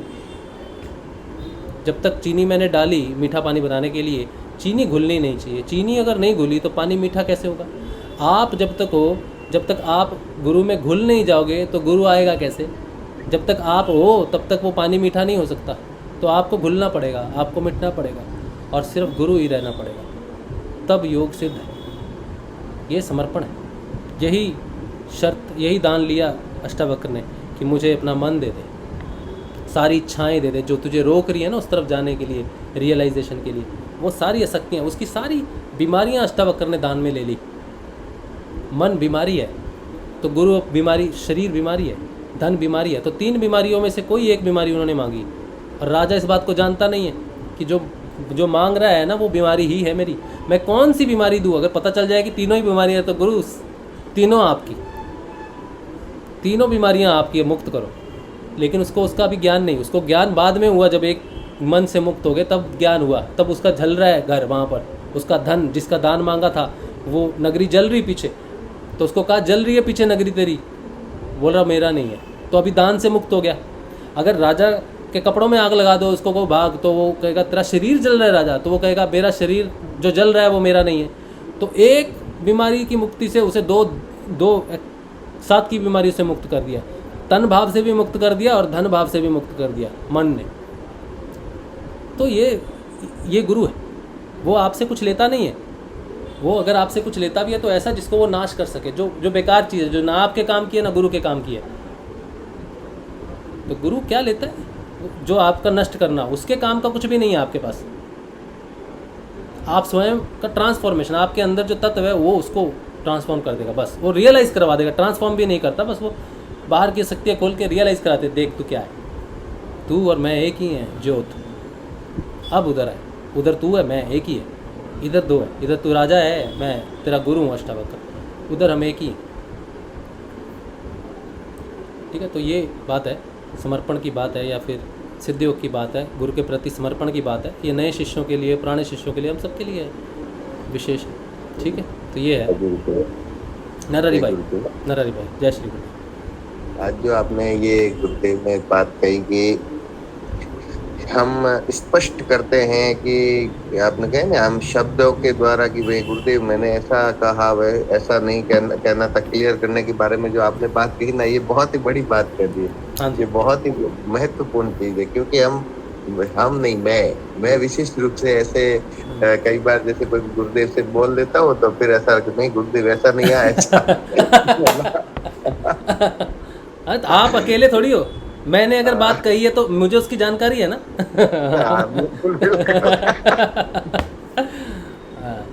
गुरुदेव ऐसा, फिर अभी क्या उसमें फिर क्या अपना अंदर का भय भी होता है ना, तो लास्ट में जाके ये बोल देता गुरुदेव ये मन के वशीभूत, अगर मैं कुछ भी बोलूं करना वही जो आपकी मर्जी हो, नहीं तो मैं गड़बड़ मांगूंगा। यही बात है, उसमें बच जाते हैं। कल क्या मैं यहाँ था तो लाइट भी नहीं थी बिल्कुल, और लाइट वायर नीचे कट गया था, पूरी रात लाइट जैसे नहीं रहेगी। तो पहले तो गुरुदेव इतने सारे लोग आ रहे हैं, लाइट नहीं होगी, पानी भी नहीं चढ़ेगा, लोग परेशान होंगे, ऐसा है वैसा है। तो मैं कहा नहीं, क्या पता गुरुदेव की यही मर्जी है कि लाइट को नहीं अभी लाना है। तो फिर लास्ट में जाके मैंने बोल दिया गुरुदेव आपकी मर्जी हो वही करना, फिर कहीं गड़बड़ नहीं हो जाए। तो ये बहुत ही मतलब भाव हमारा जो है वो गुरुदेव समझ लेते हैं, हमारे शब्दों से कोई लेना देना नहीं है। हमारे मन में क्या भाव है वो उसको वो पढ़ने में सक्षम है हम। शब्द तो कई बार ऐसे होते हैं, उलझन भरे होते हैं कि हम सही पूरी सेंटेंस बनाते हैं ना तो भी उसका कुछ अर्थ का अनर्थ निकल जाता है। इसलिए उस शब्दों के द्वारा हम उस परमपिता से कुछ नहीं मांग भी नहीं सकते और कह नहीं सकते। वही ठीक है गुरुदेव जो आखिर वही करना। मैं तो कल भी गुरुदेव को ये मैं बार बार ऐसे निवेदन करता रहता हूँ कि गुरुजी कभी मैं रो के, नाटक करके, चिल्ला के, है ना, बहुत ज्यादा रो के भी आपसे कुछ मांग लूँ ना तो आप देना नहीं। आप वही जो आपकी मर्जी है, जो आपको सही लगे वही करना। क्या है कभी कभी मन के वशीभूत अगर बहुत कुछ मांग लो तो आप ऐसा नहीं करना कि वो आप दे दो फिर आप बोल दो ये तूने कहा था इसलिए दिया है, इसलिए नहीं। एक मिनट। हाँ अच्छा, तब तक मैं YouTube पे एक बार देख लेता हूँ कि YouTube पे कुछ किसी का कुछ प्रश्न हो। तो यही था कि बिल्कुल कि भाई मैं जो भी आपकी मर्जी है मैं वो बन जाऊँ जो तेरी मर्जी है। लास्ट में जाके इधर जाके बच जाते हैं। और ये बात कभी सोची नहीं, लेकिन आपने जैसे कही ना तो क्लियर हुई कि मैं भी ऐसा सेंटेंस बना के गुरुदेव ऐसा नहीं ऐसा करना, मैंने ऐसा नहीं बोला। ऐसा नहीं कहा, इंस्ट्रक्शन सही से ले लो। इंस्ट्रक्शन सही से ले लो। कहीं चीनी पानी बनाने की जगह आप नमक पानी मत बना देना। सही से देखो, मैंने ये वाइट दिखने वाली चीज चीनी है गुरुजी, ये नमक नहीं है। जैसे मतलब हम बच्चे को समझाते हैं ना, वैसे गुरु जी को समझाते हैं कि भाई मैं ये नहीं ये कह रहा हूँ, आप इसका मतलब ये मत लगा देना। हाँ। आप ऐसा मत सोचना कि मैंने ऐसा कहा है, और ऐसा भी मत सोचना कि इसलिए मैंने ऐसा कहा है, और ऐसा भी मत सोचना कि इस कारण मैंने नहीं कहा है। मतलब इतने उसमें उलझ जाते हैं। हाँ। उसमें एक मजा है, गुरुदेव से बात हो जाती है थोड़ी लंबी। हाँ, चलो गुरुदेव गुरु समझाते बैठते हैं ना। गुरु का ध्यान कर लिया, गुरु से बात कर ली, हाँ, यही अच्छी बात है। जय गुरुदेव। जय गुरुदेव। अच्छा, YouTube पे एक प्रश्न है, क्या है देख लेते हैं। जय श्री गुरुदेव। गुरु भाई जी, गुरुदेव जीसस की बात करते हैं तो गुरुदेव कहते हैं कि जीसस 20 साल तक गायब रहा, फिर लौट कर आया तो वहाँ के लोगों ने जीसस को मार दिया, तो गुरुदेव ने कहा कि जीसस तो भगवान का एक इकलौता बेटा है, इसका क्या मतलब है? अच्छा, ये अभी प्रश्न थोड़ा सा लंबा हो जाएगा, तो अभी देखो ये भौतिक रूप से आप जय गुरुदेव। हाँ, एक मिनट। हाँ, जय गुरुदेव। भगत भाई, जय श्री गुरुदेव। मैं दे दूं इनके सवाल का हाँ जी, जवाब? हाँ जी, दे दो। लॉर्ड जीसस के बारे में बता रहे हैं ना? देखो, जीसस 12 साल की उम्र से यरूशलेम से गायब हो गए थे, और आज तक हिस्ट्री में मतलब अभी उन सबको पता है, ईसाइयों को पता है, लेकिन वो अपने धर्म को प्रधान बताने के चक्कर में और वो ज़्यादा पैसे और पूंजीपति होने की वजह से वो इस सत्य को स्वीकार नहीं कर रहे हैं। लेकिन जीसस हिमाचल में नाथ संप्रदाय के संपर्क में आया था, उसने गुरु किया था और उन्होंने आराधना भी की, उसके अवशेष भी है, और करीबन संसार के सामने ये बात प्रकट भी गुरुदेव ने काफी दिनों पहले प्रकट कर दी थी, और वो नाथ का ही शिष्य था। और फिर जाकर वो इसी भाषा को, इस भारतीय दर्शन की भाषा को इस संसार के सामने प्रकट कर रहा था, तो फिर उसका विरोध वार उसको सूली चढ़ा दिया गया। तब उसने जो भविष्यवाणियां की, तब उसने कहा था कि देखो, मैं नहीं जाऊंगा तो मेरा पिता नहीं आएगा, और मेरा पिता आएगा तो मेरा प्रतिशोध लेगा और मेरी बातों में से लेके तुम्हें कहेगा। तो गुरुदेव ने हर एक बात, जीसस की हर एक बात पर मोहर लगाते हुए, और उसने उनको संसार के सामने प्रकट किया, उस जीसस की उस भविष्यवाणी को करीबन गुरुदेव ने पूरा किया। तो ये तो दुनिया के सामने जब आप ध्यान करोगे, काफी गुरु भाइयों को इसकी अनुभूति हो चुकी है, और काफी लोग, मुझे भी हो गई इसकी अनुभूति, गुरुदेव ने करवाई है, और दुनिया को भी इसकी अनुभूति होगी कि लॉर्ड जीसस नाथ संप्रदाय से ही दीक्षित था, और नाथ संप्रदाय की दीक्षा के बाद ही उसके अंदर पूर्ण चेतना आई थी, और उसके बाद वो उस संसार के सामने, देखो ये एक लंबा समय चल रहा है, इस धर्म को विश्व स्तर तक पहुंचाने के लिए परमात्मा की एक लंबी प्रक्रिया चल रही है, जिसमें जीसस का इन्वॉल्व हुआ। लेकिन अब क्या है कि भारत के पतन का समय था, भारत की आर्थिक स्थिति कमजोर हो गई, और भारत का जो धर्म प्रधान था, धर्म पर आघात किया गया, और जिसकी वजह से हमारे ऋषि मुनियों के ग्रंथ और वगैरह, हमारा जो ज्ञान था, ये लोप होने की वजह से ये चांद तारों वाला धर्म संसार पे कुछ सालों से छा गए। तो हमारे धर्म को, और फिर हमारे कुछ विद्वानों ने इस धर्म को अपने ही हिसाब से अपने ग्रंथों में छेड़छाड़ कर दी, जिसकी वजह से ये करीबन प्राय लोप हो गया। जो जितना लॉस 200-300 सालों में हुआ है ना, उतना पहले भारत में कभी धर्म इतना नहीं गिरा। और गुरुदेव ने भी कहा है कि तामसिकता अपनी पूरी ताकत से इस संसार में फैल गई है। तो धीरे धीरे सबके सामने प्रकट हो जाएगा ये ज्ञान, लेकिन अभी हमें इन सब परपच में नहीं पढ़ना, अभी पहले अपने आप को पूर्ण करना है। पहले देखो, विवेकानंद ने एक बहुत महत्वपूर्ण बात करी कि जब तक तुम्हें ईश्वर का ज्ञान नहीं, जब तक तुम्हें ईश्वर की तुम्हारे पे कृपा नहीं, जब तक तुम्हारे ईश्वर का तुम्हारा को साक्षात्कार नहीं हुआ, ईश्वर की बात करना भी मूर्खता है। उसने साफ शब्दों में कही ये बात। इसके लिए सबसे पहले स्वयं पे काम करो, अपने भीतर काम करो, ईश्वर को अपने आप को सौंप दो, और फिर ईश्वर के लिए बोलो तो वो माइक बन जाओगे, और ईश्वर अपने आप ही तुम्हारे भीतर से बोलेगा। जो तुमने कभी ना पढ़ा, ना देखा, ना सुना, वो तुम्हारे अंदर से प्रकट होगा, क्योंकि संसार के सारा ज्ञान मनुष्य के भीतर से प्रकट हुआ है। गीता भी भीतर से लिखी गई, वेद भी भीतर से लिखे गए, एरोप्लेन भीतर से बनाई गई, मोबाइल्स भीतर से बनाया गया। ये जितना भी जो डेवलपमेंट इस संसार में जो प्रकृति की सहायता लेकर हम लोग कर रहे हैं, वो सारा ही मनुष्य के भीतर से ही प्रकट हुआ ज्ञान है। और भीतर ऐसा असंख्य ज्ञान है जो पूरे ब्रह्मांड का ज्ञान और रहस्य छुपा हुआ है। जिसने जिस लेवल तक प्रयास किया है, कोई भौतिक आधार पर प्रयास किया है, कोई साइंस के आधार पर प्रयास किया है, किसी ने आध्यात्मिक प्रयास पर, तो नाथ संप्रदाय ने आध्यात्मिक आधार पर प्रयास किया, तो उन्होंने उस परम सत्ता को प्राप्त किया है। और 2-3 बातें सब लोग अभी सोचो, 5 मिनट लेता हूँ। एक तो इस संस्था का काम आने वाले समय में, भविष्य में स्पष्ट संकेत है कि जोधपुर संस्था से ही होगा। पूरी दुनिया में जो काम होगा ना, वो जोधपुर संस्था से ही होगा, ये सबको समझ जाना चाहिए। और अपने आप व्यवस्थाएं बदलेगी। उनके जब पाप का घड़ा भर जाएगा तो अपने आप फूट जाएगा, क्योंकि इस मिशन को रोकने की ताकत या इसको अपनी बुद्धि से चलाने का सामर्थ्य किसी के पास नहीं, स्वयं नारायण चला रहा है। बस इतने दिन तक व्यवस्था को उनके हाथ में दे रखा था, लेकिन ये बदलेगी। अच्छे गुरु भाई आएंगे, तेजस्वी गुरु भाई आएंगे और इस मिशन को विश्व तक, क्योंकि गुरुदेव ने कहा कि मेरी रजिस्ट्रेशन संस्था है और मैं जिम्मेवार हूँ, मैं उसका जिम्मेवार हूँ। तो वो उन्होंने कहा मैं अकेला ही निकल पड़ा हूँ संसार में, तो वो उनकी संस्था है, तो उनकी संस्था के अधीन ही वो काम चलेगा।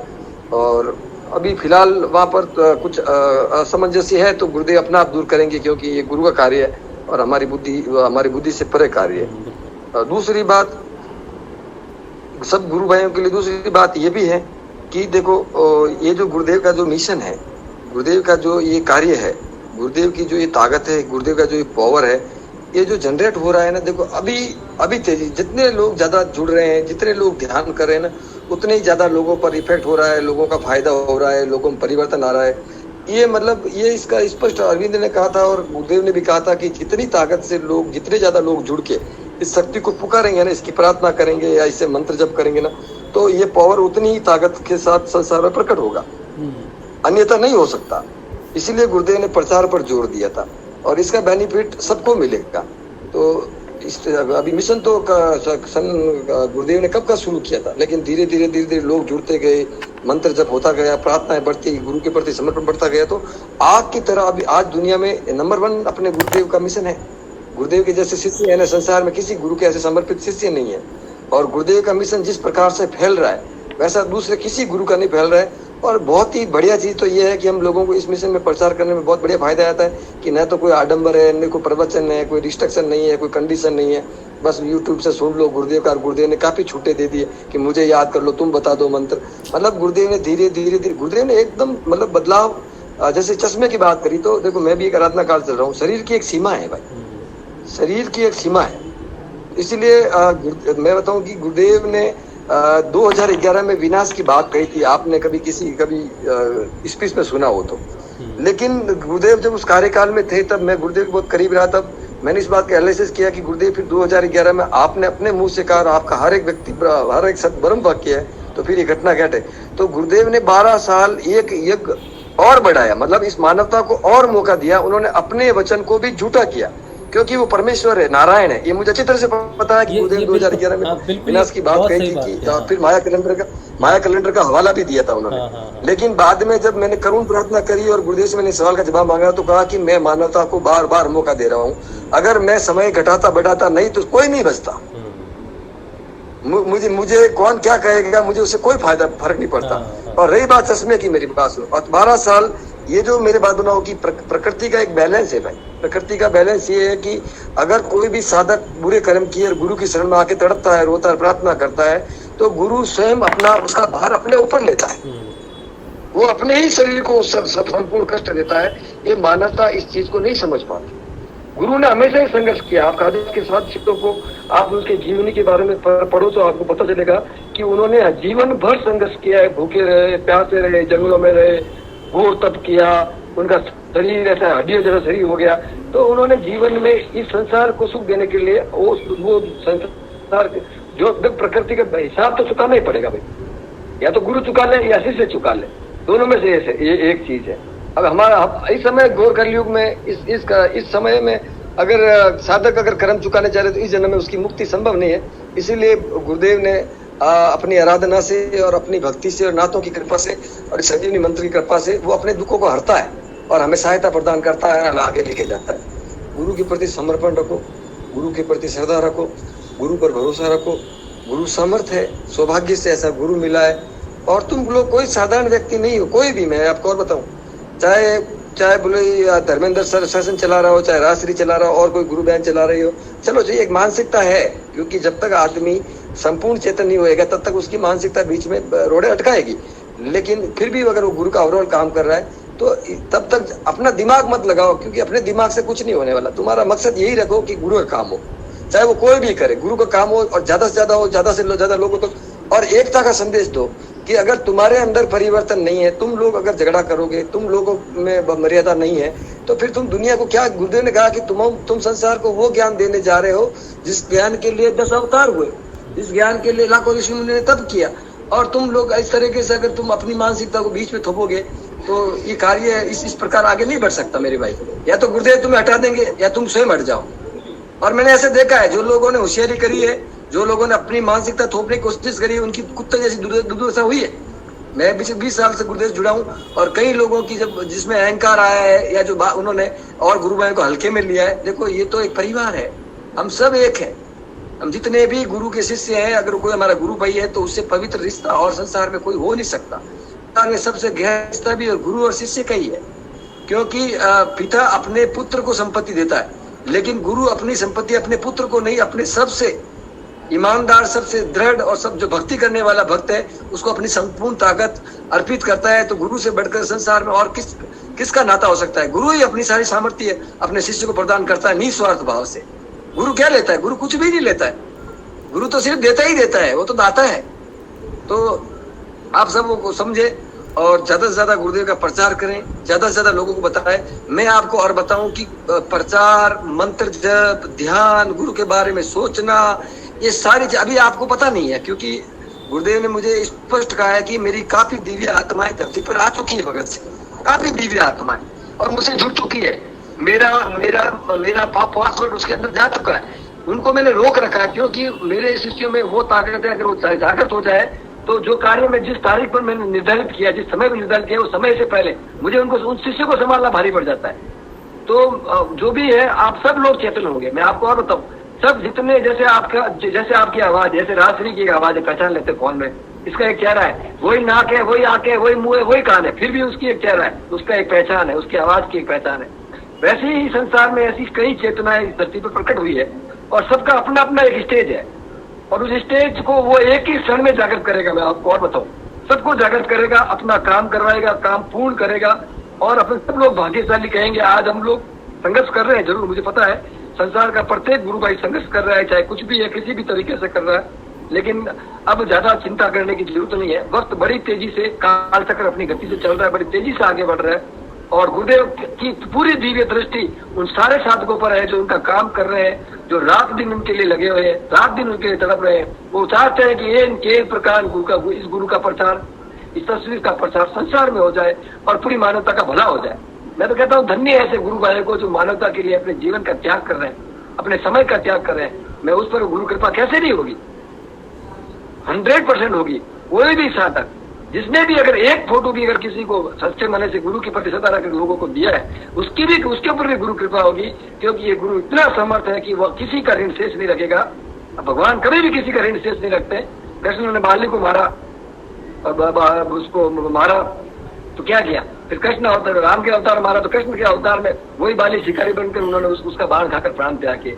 परमात्मा कभी भी आपका हिसाब बकाया ना। आपने अगर एक मंत्र जप किया हो श्रद्धा से, आपने एक फोटो एक व्यक्ति को जोड़ा हो श्रद्धा से, बस मैं इतना ही कहता हूँ कि सब एक हो जाओ, प्रेम से रहो, नकारात्मकता को खत्म करो, अपने आप को चेतन करो। सबसे पहले आप अगर चेतन हो गए, क्योंकि गुरु का दीपक जल रहा है, आपके दीपक के अंदर तेल बाती है, आपको गुरुदेव ने जन्मजात सब कुछ दिया, बस अब गुरु की प्रति आपको समर्पित होकर गुरु से प्रार्थना करके पहले चेतन हो, ताकि जो लोग तुमसे पूछने आएंगे, हजारों करोड़ों लोग, 700-800 करोड़ लोग है मेरे भाई, जब ये संदेश 800 करोड़ लोगों तक पहुंच जाएगा तो तुम लोग कम पड़ जाओगे यार। तुम्हें ढूंढेंगे लोग। गुरुदेव ने साफ कहा है कि मेरे शिष्यों को लोग ढूंढेंगे कि वो कहाँ है, तुमसे बात करेंगे, झुंड के झुंड तुम्हें घेर के रहेंगे। गुरुदेव ने मुझे खुद ने कहा, खुद को कहा है कि झुंड के झुंड तुम्हें घेर के रहेंगे, पूरे संसार की व्यवस्था को तुम्हें चलाना पड़ेगा। मैं तुम्हारे अंदर ऐसा पावर जनरेट करूंगा, और ये सब कुछ तय है मेरे भाई। ये सबसे बड़ी बात है कि ये पूरी फिल्म बनी हुई है।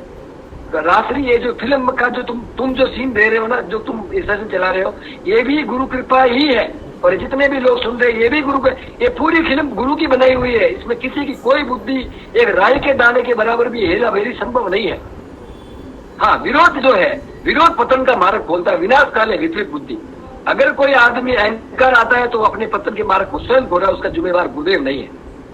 क्योंकि गुरुदेव आपको प्रेम सिखाता है, गुरुदेव आपको भक्ति सिखाता है, गुरुदेव आपको संस्कार सिखाता है, गुरुदेव आपको नशों से मुक्त करता है, गुरुदेव आपको दुखों से मुक्त करता है, गुरुदेव आप में शालीनता देता है, और फिर आपके अंदर ये नकारात्मकता पैदा, एक गुरु भाई के प्रति ये राग द्वेष कहाँ से पैदा हो रहा है? इसका मतलब आप गुरु के प्रति समर्पित न होकर अपनी व्यक्तिगत महत्वाकांक्षा को संसार गुरु के माध्यम से दूसरे लोग जो भगवान के नाम से भगवा पहनकर भगवान के नाम से जो राक्षस शक्तियां या नेगेटिव फोर्सेज जो धरती पर भगवान के नाम से जो ठग रही है, वैसे ही तुम इसी मिशन में आकर करना चाहोगे तो तुम्हारा पतन बहुत बुरा होगा, क्योंकि वो सरल शक्ति है।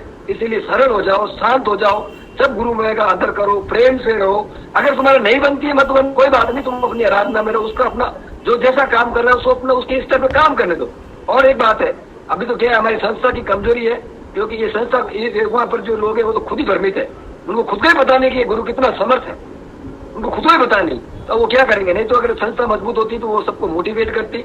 अच्छे अगर बुद्धिजीवी लोग वहाँ बैठते, समर्पित लोग बैठते और चेतन लोग बैठते तो संसार को मार्गदर्शन करते कि आपका जो संदेश बहुत गलत जा रहा है, आप एक तरफ मानवता के उत्थान की बात करते हो और तुम्हारा स्वयं का उत्थान नहीं हुआ है, तुम स्वयं पतन के मार्ग पर चलते। इसीलिए पहले स्वयं के उत्थान की बात करो और फिर मानव के उत्थान की बात करो, नहीं तो आप अपने घर पे चुपचाप बैठ जाओ। मेरे को एक संदेश देना था, क्योंकि मैं बहुत कुछ देख रहा हूँ, बहुत कुछ सुन रहा हूँ, एक दूसरे की टांग खींचने में लगे, एक दूसरे को झुकाने में लगे, एक दूसरे को गिराने में लग रहे हैं। अरे यार, जोधपुर संस्था कौन होती है? गुरुदेव ने कहा कि मैं तुम्हें आज्ञा देता हूँ कि जाओ पूरे संसार को इस तस्वीर के बारे में बताओ, किसका ध्यान लगता है? कौन होता है जोधपुर संस्था वाली? गुरुदेव ने कहा मैं चलते फिरते अखबार, उन्होंने अखबार बना दिए, काम चलेगा। उसके काम को न तो संस्था रोक सकती है और न संसार का कोई व्यक्ति रोक सकता है, क्योंकि ईश्वर की इच्छा है और काम तेजी से बढ़ेगा और तूफान की तरह बढ़ेगा, क्योंकि अब समय नजदीक आ गया है भाई, समय बहुत करीब आ गया है। अब चंद महीनों के अंदर इस संसार में अद्भुत घटनाएं घटेगी, चंद महीनों के अंदर। चलो राजश्री में टाइम लिया, जय गुरुदेव। बाकी आप करो कंटिन्यू। मैंने सुन रहा था, आप बहुत अच्छी बात करी राजा जनक वाली, बहुत अच्छी बात करी। जय गुरुदेव। जय श्री गुरुदेव। चलिए आज यहीं पे रखते हैं सेशन, 8:30 हो गए हैं, समय हो गया है। तो गुरु के प्रति सजग रहिए, समर्पित रहिए, जागरूक रहिए, और जैसा भगत भाई कह रहे हैं कि प्रेम भाव से सब आगे बढ़िए, तभी उद्धार है सबका। विरोध भावना में नहीं रख के टांग नहीं खींचो, सबको ऊपर उठाना। चलिए कल मिलेंगे सुबह के ध्यान में, सुबह 6:30 बजे। जय श्री गुरुदेव, जय श्री गुरुदेव,